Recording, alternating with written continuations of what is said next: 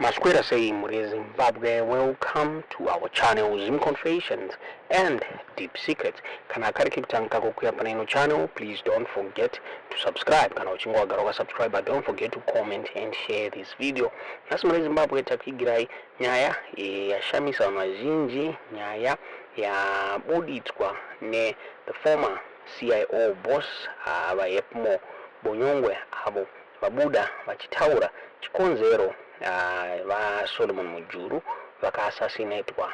Funga va Solomon Mujuru vakashaika kufamu kwavo ku Beatrice musi wa 15 August mugora 2011 kushiri mekunge pane moto wakaitika kufamu kwavo, so vazhinji vakashamisika kuti general angafa nemoto here ne-expertise yanayo yekurwa hondo. Zvakashamiswa mazhinji, asi pane nyaya dzobuditswa navayepmo bonyongwe vachitara yachiti vaMujuru was one of the people muZANU-PF akaita magatsi ekutaura nyaya yema-power struggles within Zimbabwe, the Zimbabwe's ruling party. Nyaya yabuditswa ne-the Zimbabwean mayor wachitara yachiti the power struggles within Zimbabwe's ruling party ZANU-PF have long been marked by intrigue, shifting alliances, and high-stakes battles. These dynamics came into stark relief with the death of General Solomon Mujuru, a prominent figure in the party and a key player in the nation's liberation war. On August 15, 2011, Mujuru died in a fire at his farm in Beatrice, under circumstances that have fueled speculation and controversy ever since. Former Central Intelligence Organization Director General Yepmo Bonyongwe recently offered his perspective on Mujuru's death. In his autobiography, one among many, My Contribution to the Zimbabwean Story, in the book, Bonyongwe highlights the irony of Mujuru's death, pointing out that the late ex-army commander was one man who tried to address the succession issue within ZANU-PF. Despite Mujuru's attempts to bring clarity to the thorny question of who would succeed the party's aging leadership, his death created a powerful vacuum that only deepened the party's internal conflicts. General Mujuru, known during the liberation struggle as Rex Nongo, was not just a high-ranking military official, but a political force within ZANU-PF. After Zimbabwe gained independence in 1980, he transitioned from his role as a military leader to become a behind-the-scenes power broker. Mujuru's influence was felt across the party's ranks and beyond, as he wielded considerable sway over political and economic matters in the country. His support of opposition could make or break political careers, making him a kingmaker within ZANU-PF's inner circles. In his autobiography, Bonyongwe reflects on the role that Mujuru played in attempting to address ZANU-PF's succession crisis, a topic that had become increasingly urgent as then-President Robert Mugabe's age advanced. It is ironic that the late General Mujuru, the one man who tried to address the succession issue, was killed, writes Bonyongwe. Mujuru's death, he implies, removed a critical voice that might have helped steer the party towards a more orderly transition of power. Despite this acknowledgement of Mujuru's efforts on the succession front, Bonyongwe's account is notably circumspect when it comes to circumstances of the general's death. He offers no insights into who might have been responsible, maintaining that the investigation into the incident is the responsibility of the police. This careful distance from controversial aspects of Mujuru's death is consistent with the overall tone of Bonyongwe's memo, which largely avoids addressing some of the contentious moments in Zimbabwe's post-independence history. Mujuru's death has been the subject of intense speculation, with various theories circulating about what might have happened on the night of the fire at his Beatrice farm. Some suggest that his efforts to navigate the succession question may have made him a target, while others view his death as emblematic of the violent power struggles that have characterized ZANU-PF's internal politics. Yet, despite the rumors and allegations, no conclusion evidence has been has been presented, and the official narrative remains that his death was an accident.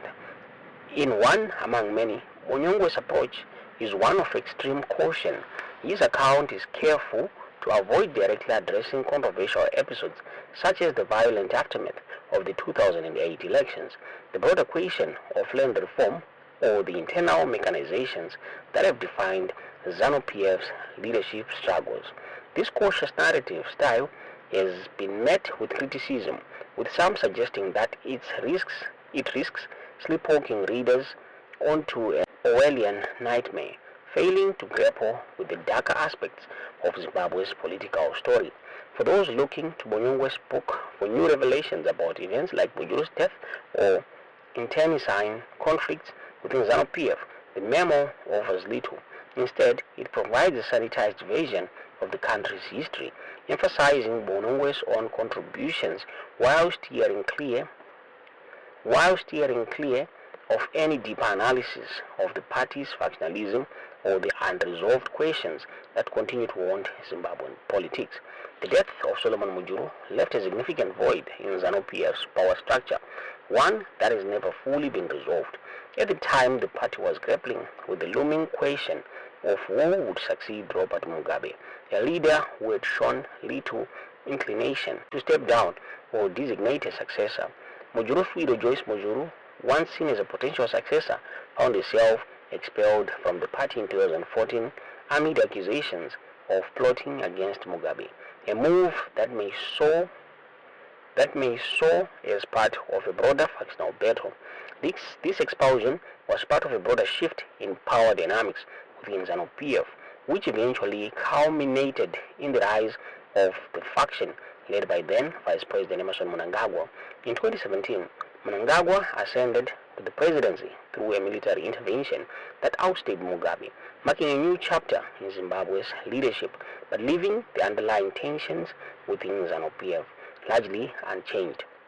The internal battles within ZANU-PF have had far-reaching consequences, not only for the party itself, but for Zimbabwe's political stability.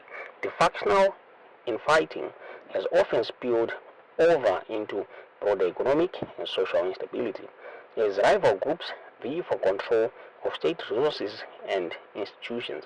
These power struggles have created an environment of uncertainty both for ordinary Zimbabweans and for potential investors, complicating efforts to address the country's economic challenges.